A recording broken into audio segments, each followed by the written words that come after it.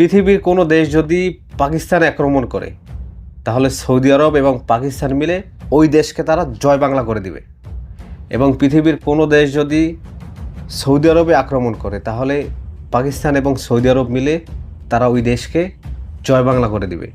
এইরকম একটা সামরিক চুক্তি স্বাক্ষরিত হয়েছে সৌদি আরব এবং পাকিস্তানের মধ্যে।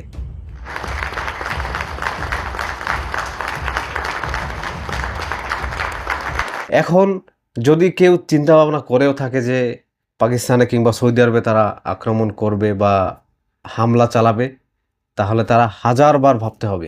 সো আমি মনে করি এই মুহূর্তে বাংলাদেশের উচিত হবে চীন এবং পাকিস্তানের সাথে একটা ভূরাজনৈতিক কিংবা সামরিক চুক্তিতে চুক্তিবদ্ধ হওয়া। কারণ এই যুগে একাকী কোনো একটা দেশ যদি চলতে চায় তাহলে সে কখনো সামনের দিকে এগিয়ে যেতে পারবে না।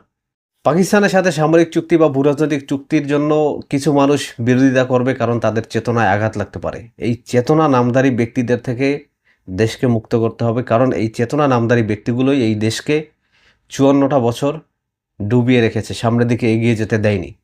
সো আসুন, দেশটা আমাদের, আমাদের দেশকে আমাদেরই নিরাপত্তা দিতে হবে, আমাদের দেশকে আমাদেরই সামনের দিকে এগিয়ে নিয়ে যেতে হবে।